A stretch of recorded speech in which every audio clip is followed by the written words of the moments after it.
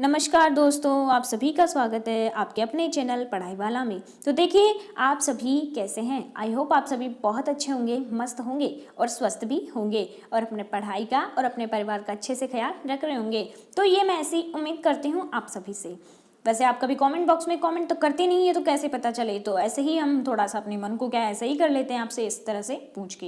तो आप सभी कमेंट नहीं करते हैं तो कोई बात नहीं, आपके ऊपर जो भी इस वीडियो को देख रहा है आज तो इस वीडियो पर कमेंट करके जाएगा, क्योंकि आपके एक छोटे से कमेंट से हमें इतना मोटिवेशन मिलता है जिसके हम आपको बता नहीं सकते। अगर आप गुड भी लिख के भेजते हैं ना कमेंट बॉक्स में, तो उससे भी हमें कितना ज़्यादा मोटिवेशन मिलता है अगले वीडियो को या नेक्स्ट वीडियो को बनाने के लिए, तो वो आप सोच भी नहीं सकते हैं। तो आप सभी एक बार छोटा सा ही कमेंट कर दीजिए, बट कीजिए। ओके, तो देखिए, चलो छोड़िए, आप सभी ये काम कर देंगे। देखिए, आज की जो क्लास रहने वाली है, सबसे पहले उसका इंट्रोडक्शन हो जाना चाहिए, ठीक है। क्योंकि हम क्लास में आए हैं तो सबसे पहले हमारा नैतिक धर्म है कि हम ईमानदारी से पूरी क्लास को वॉच करें, अपने सारे काम निपटा लीजिए फ्रेंड्स। क्लास को देखने से पहले सारे कामों को एंड कर दीजिए और फिर क्लास देखिए, क्योंकि अगर काम पड़े रहेंगे, आपके घरेलू काम पड़े रहेंगे, तो आप क्लास को एंड तक वॉच नहीं कर पाओगे। इसलिए मेरी आपसे रिक्वेस्ट है कि आप अपने संपूर्ण कामों को खत्म करके क्लास को देखने बैठे, ताकि क्लास को एंड तक वॉच कर सके और क्लास का पूरा बेनिफिट आप सभी को मिल सके। ओके, तो आज की क्लास इकोनॉमिक्स की रहने वाली है और इकोनॉमिक्स के रिलेटेड इंपॉर्टेंट एमसीक्यूज इस क्लास में आपको देखने को मिलेंगे फ्रेंड्स। तो देखिए, आज की क्लास को स्टार्ट करते हैं बिना टाइम को खराब किए। आज की क्लास का पहला क्वेश्चन आप सभी को आपके स्क्रीन पर दिख रहा होगा। देखिए, पहला क्वेश्चन, किसने कहा है कि अर्थशास्त्र धन का विज्ञान है। तो एडम स्मिथ साहब ने कहा था ये बात कि अर्थशास्त्र क्या है, धन का सिद्धांत है, ठीक है। चलिए नेक्स्ट क्वेश्चन देखते हैं। माइक्रोज, जिसका अर्थ होता है छोटा, निम्न में से किन से संबंधित है। मतलब कौन सी भाषा से माइक्रो शब्द का निर्माण हुआ है। तो ग्रीक भाषा से इसका निर्माण हुआ है। ऑप्शन नंबर बी आपका राइट आंसर होगा। चलिए नेक्स्ट क्वेश्चन। उपयोगिता का गणनावाचक सिद्धांत निम्न में से किसने प्रस्तुत किया था। तो किसने किया था भाई, ये आपके मार्शल साहब ने किया था। ऑप्शन नंबर ए आपका राइट आंसर होगा। नेक्स्ट क्वेश्चन देखिए।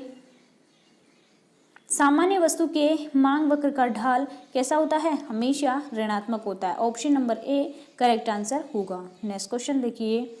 सीमांत उपयोगिता निकालने का सूत्र क्या है भाई। इसका सूत्र होता है डेल टी यू, एक मिनट, इसका सूत्र होता है del T U upon del Q, ये इसका सूत्र होता है। अब यहाँ पर देखिए, अगर आपको कोई सूत्र नजर आ रहा है ऐसा, ये भी नहीं है, ये भी नहीं है, सॉरी एक मिनट, ये नहीं है, ये नहीं है, तो option number A will be right answer होगा आपका, ठीक है। बिल्कुल ये सूत्र जो है वो इसमें मिल रहा है, तो ऑप्शन नंबर ए आपका करेक्ट आंसर होगा। चलिए नेक्स्ट क्वेश्चन। आवश्यक वस्तुओं की मांग की लोच कैसी होती है फ्रेंड्स, इकाई से कम लोच होती है, अर्थात बेलोचदार होती है। आवश्यक वस्तुओं की मांग हमेशा इकाई से कम होती है, अर्थात बेलोचदार होती है। नेक्स्ट क्वेश्चन देखिए। गिफिन वस्तुओं के लिए कीमत मांग की लोच क्या होती है। तो इनके लिए भी हमेशा क्या होती है, ऋणात्मक होती है, ठीक है। नहीं, सॉरी, ये आंसर गलत है। इसका जो राइट आंसर होगा ऑप्शन नंबर बी होगा।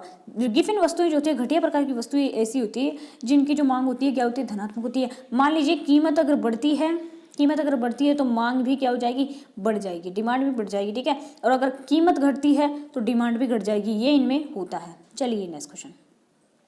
अल्पकालीन उत्पादन फलन की व्याख्या निम्नलिखित में से किस नियम के द्वारा की जा सकती है। तो परिवर्तनशील अनुपातों के नियम के द्वारा इस नियम की व्याख्या की जा सकती है। चलिए नेक्स्ट क्वेश्चन देखते हैं। नेक्स्ट क्वेश्चन देखिए। मौद्रिक लागत में निम्नलिखित में से किसे सम्मिलित किया जाता है। तो किसे सम्मिलित किया जाता है, सामान्य लाभ को भी करते हैं, व्यक्त लागतें को भी करते हैं और अव्यक्त लागतें भी होती है। तो उपयुक्त सभी आपका राइट आंसर होगा। Option number D will be right answer होगा। नेक्स्ट क्वेश्चन देखिए। औसत लागत वक्र होता है, यू आकार का होता है भाई। Option number A correct answer होगा। यू आकार का होता है आपके एसी वक्र। नेक्स्ट क्वेश्चन देखिए।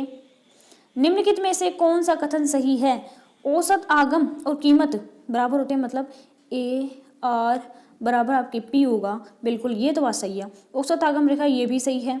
ए और बी आपका राइट आंसर होगा। Option number C will be right answer होगा। चलिए नेक्स्ट क्वेश्चन। निम्न में से उत्पादन का कौन सक्रिय साधन है। तो श्रम जो है वह उत्पादन का सक्रिय संसाधन है। ये स्वयं सक्रिय अवस्था में रहता है, खुद को चाहे तो असक्रिय कर ले या खुद को चाहे तो असक्रिय कर ले, इसके खुद के हाथ में होता है, ठीक है। लेकिन दूसरी अगर मैं बात करूं पूंजी भूमि, ये कुछ भी नहीं है, ये असक्रिय संसाधन होते हैं अगर इनको श्रम द्वारा संचालित न किया जाए तो। ओके, नेक्स्ट क्वेश्चन देखिए, फर्म के संतुलन में होता है MR बराबर MC होता है भाई। ये फर्म के संतुलन की पर्याप्त शर्त होती है कि जो सीमांत रेवेन्यू है ना वो आपके सीमांत लागत के बराबर होनी चाहिए। ये कहता है कि सीमांत आगम जो है वो सीमांत लागत के बराबर होना ही चाहिए, तब जाके एक फर्म क्या करेगी, उत्पादन करेगी, वरना एक फर्म जो है वो उत्पादन बंद कर देगी अगर इससे नीचे चला जाता है तो। ऑप्शन नंबर ए आपका करेक्ट आंसर होगा। नेक्स्ट क्वेश्चन देखिए, निम्नलिखित में से कौन सा कथन सही है? वस्तु की कीमत एवं पूर्ति के बीच सीधा संबंध, पूर्ति रेखा बाएं से दाएं ऊपर की ओर उठती रहती है, पूर्ति के अनेक तत्व प्रभावित। ऑप्शन नंबर डी आपका राइट आंसर होगा। ये सारे के सारे जो है वो आपके राइट होंगे। Option number D will be right answer होगा। चलिए नेक्स्ट क्वेश्चन, पूर्ति की लोच को मापने का सूत्र क्या है? तो इसका राइट आंसर जो होगा फ्रेंड्स वो होगा ऑप्शन नंबर बी इसका करेक्ट आंसर होगा। नेक्स्ट क्वेश्चन देखिए, एकाधिकार प्रतियोगिता की अवधारणा एकाधिकार प्रतियोगिता की अवधारणा किसने दी थी? तो आपके चेम्बरलिन ने दी थी, ठीक है। और अल्पकालीन एकाधिकार की जो अवधारणा थी वो श्रीमती रॉबिन्स ने दी थी। फिलहाल यहाँ पे ऑप्शन नंबर बी आपका राइट आंसर होगा। नेक्स्ट क्वेश्चन देखिए, एकाधिकार प्रतियोगिता की अवधारणा किसने दी थी भाई? ये क्वेश्चन रिपीट हो गया, ठीक है, Chamberlin. Option number B correct answer. Next question देखिए, किसने कहा था कि वस्तु की कीमत मांग तथा पूर्ति की शक्तियों द्वारा निर्धारित होती है? तो आपके मार्शल साहब ने कहा था। Option number C correct answer होगा। नेक्स्ट क्वेश्चन देखिए, निम्नलिखित में से किसने मूल्य निर्धारण में समय तत्व की अवधारणा का प्रस्तुत किया था? समय तत्व की अवधारणा प्रस्तुत की थी, तो ये भी आपके मार्शल साहब ने ही की थी। Option number C correct answer होगा। नेक्स्ट क्वेश्चन देखिए, निम्न में से पूर्ति के आधार पर उत्पादन समय अवधि को कितनी अवधियों में बांटा गया है? तो आपके तीन अवधियों में बांटा गया। ऑप्शन नंबर बी करेक्ट होगा और मार्शल ने बांटा था।